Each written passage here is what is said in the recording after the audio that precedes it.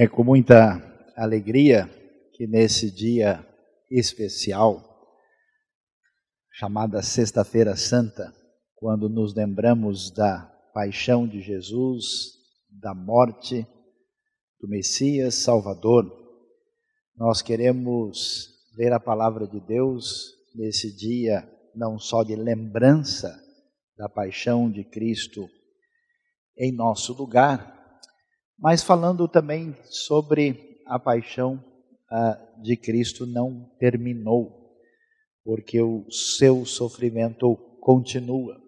E vamos entender por quê. Quero agradecer a honra do convite e na nossa fraternidade cristã, Rádio Transmundial, Igreja Evangélica Livre, Igreja Batista Alemã de São Paulo, Igreja Batista Nações Unidas e outras que estão em sintonia nessa data tão significativa para a fé cristã. A carta de Paulo aos Colossenses vai nos dizer no capítulo 1, a partir do versículo 24, o texto bíblico nos revela o que temos de escutar nesta manhã.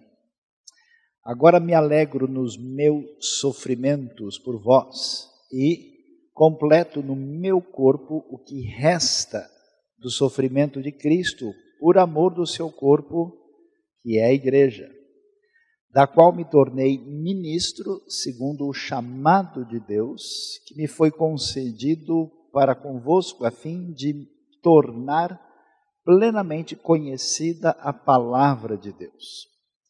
O mistério que esteve oculto durante séculos e gerações, mas que agora foi manifesto aos seus santos, a quem Deus, entre os gentios, quis dar a conhecer as riquezas da glória deste mistério, a saber, Cristo em vós, a esperança da glória.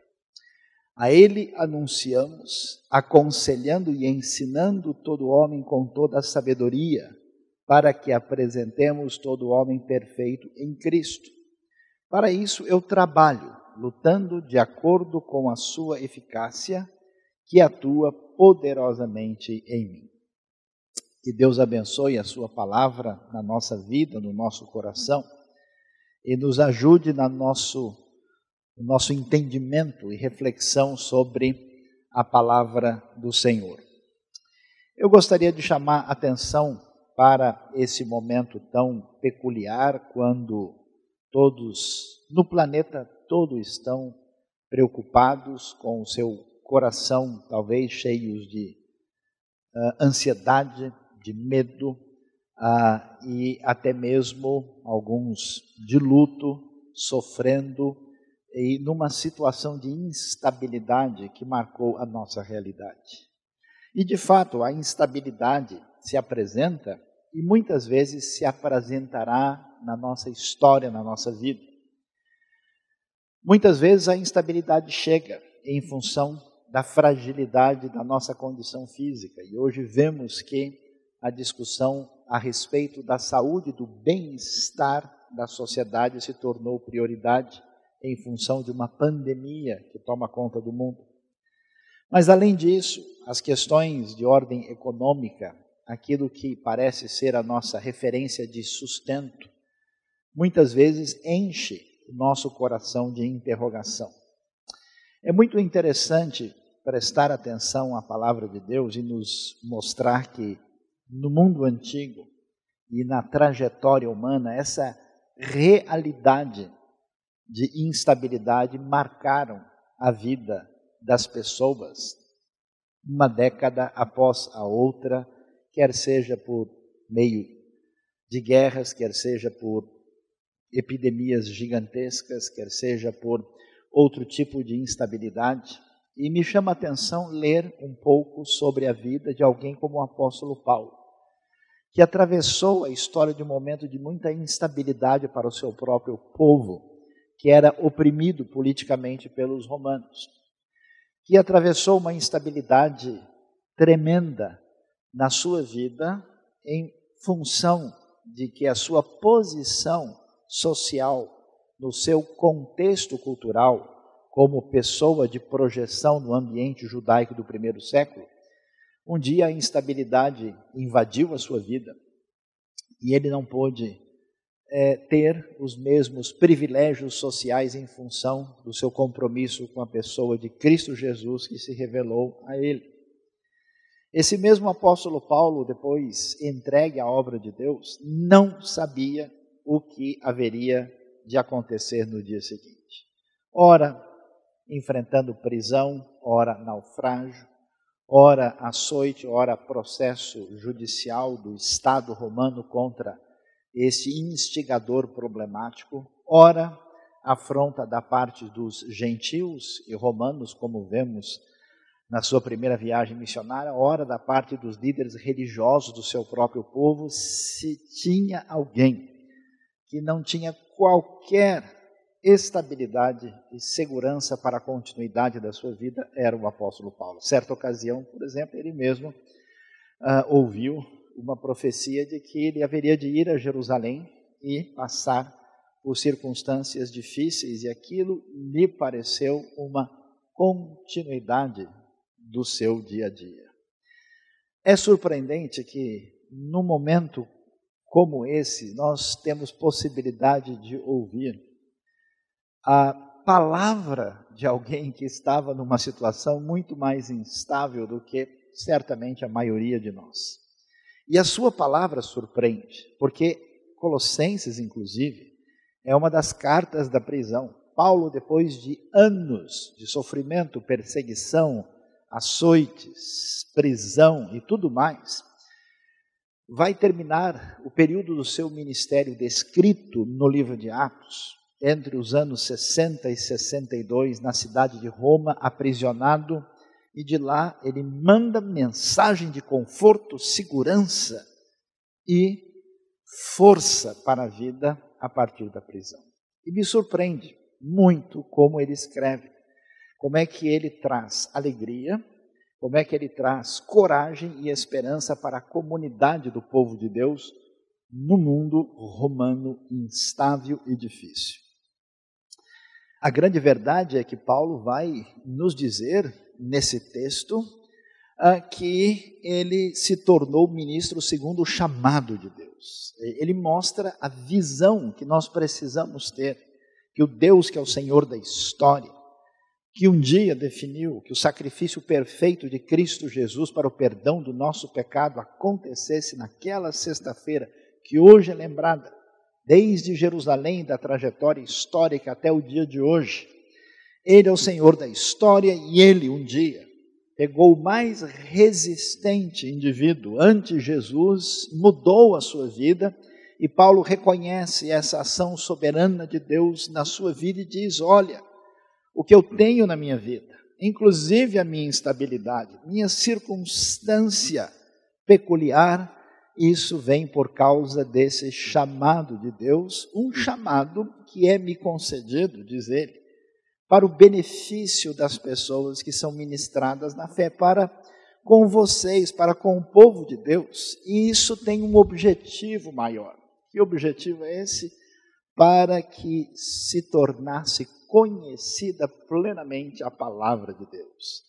As profecias antigas já nos informavam que, como as águas cobrem o mar, a terra irá se encher do conhecimento de Deus e da palavra do Senhor. Essa palavra do Senhor começa a se multiplicar no mundo sem Deus, e Paulo é a instrumentalidade. Ele observa o bem maior e o seu sofrimento lhe parece pequeno e limitado.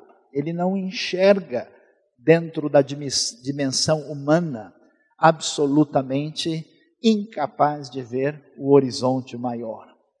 E ele mostra essa necessidade de caminhar debaixo do Deus soberano, que tem um propósito maior, caminhar pela fé, porque nós não temos o domínio e o controle da situação. Por isso ele diz que esse agir de Deus foi um mistério que esteve oculto durante séculos e gerações, e que agora foi manifesto aos seus santos, a quem Deus, entre os gentios, quis dar a conhecer as riquezas da glória e vai explicar em seguida esse mistério. Ou seja, quem poderia imaginar, dentro do próprio povo de Israel, que a sua aliança com Deus, que essa relação que eles conheceram de um Deus que entra na história, que ama, que perdoa, que vem trazer o homem de volta para a comunhão com Ele, ninguém teria pensado que isso se divulgaria, se propagaria intensamente, em alta velocidade, em grandes números,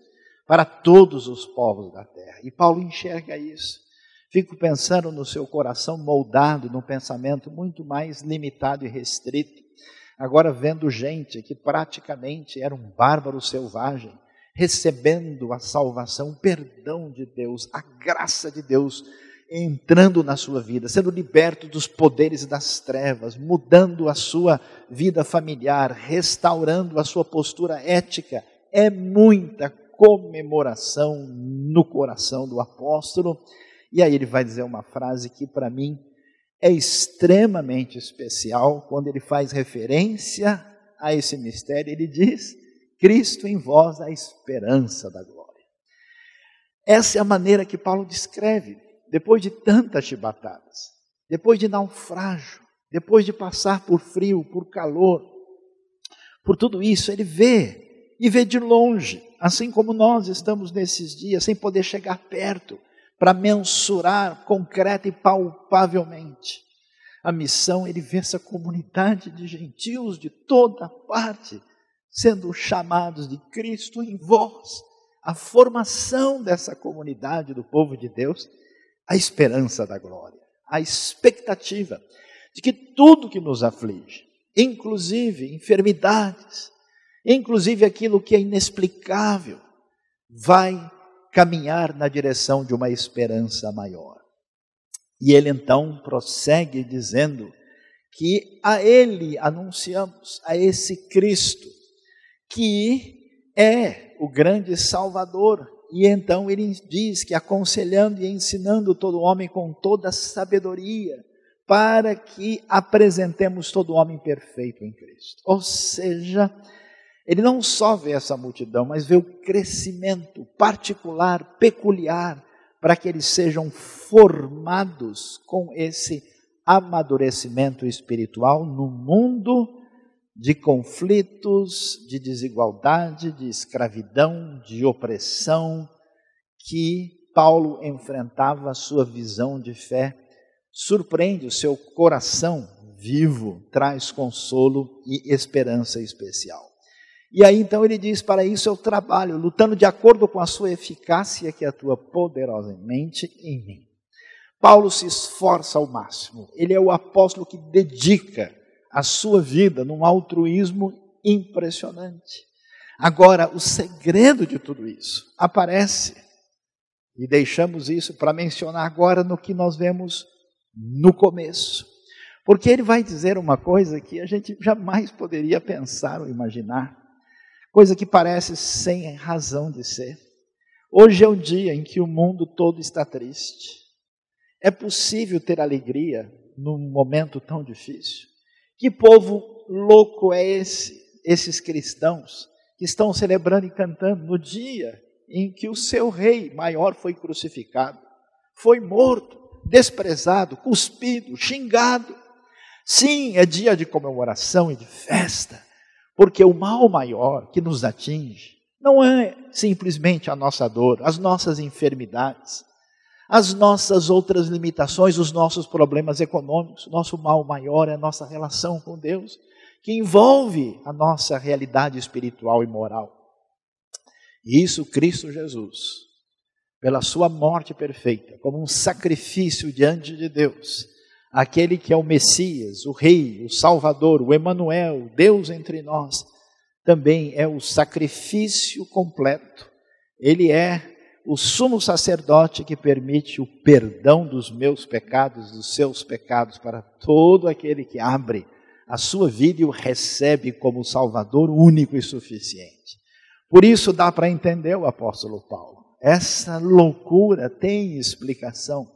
Ele vai dizer que se alegra nos seus sofrimentos, Porque esse sofrimento é parecido com aquela mulher que ama o seu filho que vai nascer e dói demais o parto, mas há uma alegria misteriosa que toma conta pelo valor da criança. E nós comemoramos tremendamente porque nós sabemos que Deus tem poder e é soberano mesmo em meio ao sofrimento que nós enfrentamos, e Paulo se alegra por causa dos sofrimentos que envolviam um bem para a comunidade dos que estavam recebendo Jesus. E vai dizer uma frase surpreendente e única, e diz: completo no meu corpo o que resta do sofrimento de Cristo por amor do seu corpo, que é a igreja. Existe uma realidade maior, existe uma razão pela qual a nossa vida deve ser doada.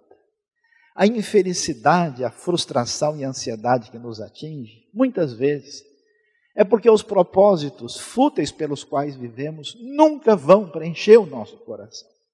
Mas quando entendemos o Evangelho, entendemos como Deus resolveu nos amar, dando o seu Filho para o sacrifício máximo, por amor a mim e a você, entendemos a natureza desse altruísmo, esse santo sofrer, e vemos a grandiosidade da multiplicação da palavra de Deus, que sempre foi distintivo da Rádio Transmundial e das igrejas que estão em sintonia com esse ministério.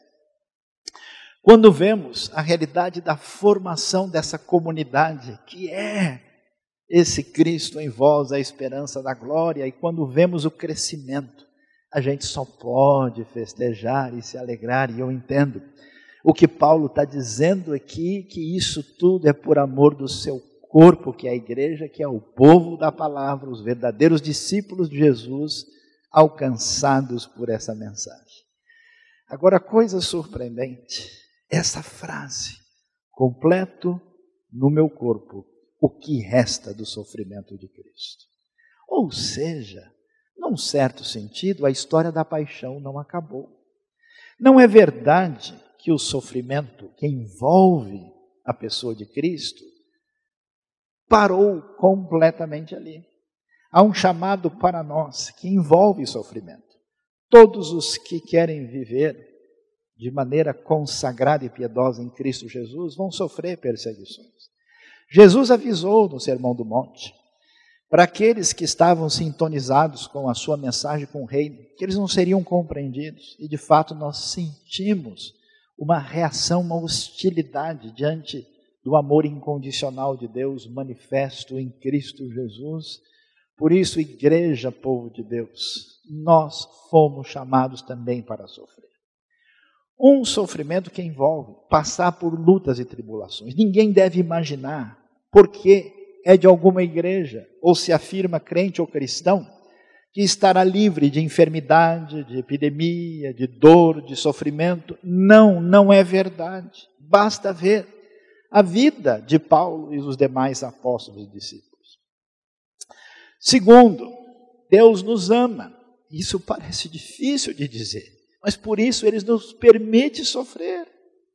Hoje mesmo recebi uma mensagem de alguém que sofreu tremendamente. E esta pessoa dando seu testemunho de como encontrou a graça de Deus no meio da dor. Nós não sabemos, mas o Pai Celestial sabe que muitas vezes a nossa dor nos desperta para a realidade da vida e nos ajuda a entrar no eixo, estar em sintonia e cair a ilusão da mentira que sustenta indevidamente a nossa vida para enxergar as coisas do ponto de vista de Deus. Além disso, o sofrimento por um bem maior, ele é sempre uma satisfação. Interessante, alguém me perguntou esses dias quem matou Jesus, me lembrei da sua frase: Pai, em tua mão entrego o meu espírito. Jesus doou a minha vida, ninguém a tira de mim, Ele doou a sua vida, por mim e por você. Essa coisa que ultrapassa qualquer ideia de lei, o amor tem cumprido a lei, se manifesta na bendita pessoa de Cristo Jesus, e é um paradigma para aqueles que se atrevem pela fé a ser seus discípulos, ainda que ninguém seja digno disso. E por isso, sim, eu entendo o que significa. Cristo está presente no mundo. Dietrich Bonhoeffer, um grande teólogo e mártir da fé, um irmão nosso da Alemanha que passou por tanta perseguição, disse que Cristo só existe hoje na prática diante da sociedade por meio da igreja que é o seu corpo. Essa igreja que é chamada a sofrer. E esse sofrimento envolve uma atitude de alteridade, uma atitude de beneficiar o próximo e de fazer de tudo para que a nossa vida seja canal de bênção na vida das pessoas. Nesse momento complicado, momento em que o mundo está sob a lei do salve-se quem puder, onde as pessoas estão principalmente preocupadas apenas com o seu próprio bem-estar e se entregam à ansiedade e ao medo, eu convido você à paz e convido você à impressionante e inacreditável alegria que pode brotar do sofrimento em meio à fé, que mesmo no momento mais difícil e incompreensível da história, mesmo naquela situação em que a dor nos atinge de modo incompreensível, nós vejamos o exemplo de Cristo Jesus, que deixou, inclusive, pessoas perturbadas, como Pilatos, que disse: você não sabe que eu bem que poderia livrar você? A tranquilidade de Jesus incomodava o líder romano. E como um cordeiro mudo foi levado ao matadouro. Morreu por nós, entregou por amor a sua vida, para o bem maior nosso perdão e salvação. E nos dá um paradigma de vida, que se vê na vida de Paulo e que deve nos levar ao mesmo tipo de atitude, a essa Páscoa completa, que envolve talvez uma renúncia ao nosso egoísmo, à nossa zona de conforto particular, ao nosso interesse pessoal maior, para pensar como a minha vida, os meus recursos, os meus dons, o que eu posso fazer para ser canal de bênção com as minhas palavras, com o meu pensamento, com o meu coração, com a minha ação, com a minha dedicação e até com a minha contribuição para o reino de Deus. Deus abençoe você nessa sexta-feira da paixão. Deus abençoe a todos nós nessa sexta-feira santa e que a graça do Senhor e a bênção da fé que havia na vida do apóstolo Paulo demonstrada em Colossenses 1 se torne realidade no nosso coração. Aí mesmo, voltado para o Senhor, coloque a sua mão no seu coração e ore comigo neste momento. Deus bondoso, Pai querido, louvado seja o teu nome. Te agradecemos, ó Pai, pela grandiosidade e beleza da tua palavra e diretriz para o nosso coração. Ó Pai, perdoa a nossa autossuficiência que nos traz a ilusão do nosso poder e da nossa força. E abençoa o nosso coração neste dia, quando nos lembramos da morte do Senhor Jesus e da sua vitória final na ressurreição do domingo. Obrigado pela salvação, pelo perdão de graça dos pecados e pela tua graça que se estende a nós. E abençoa-nos. Eu peço que agora os corações instáveis, ó Deus, cheios de receio, ansiedade, medo, sejam tocados pelo teu poder, curados pelo teu Espírito, direcionados pela tua palavra, e abençoa-nos para que a nossa vida seja impactada e direcionada adequadamente pela tua palavra. Em nome de Jesus é que oramos. Amém. Que Deus nos abençoe.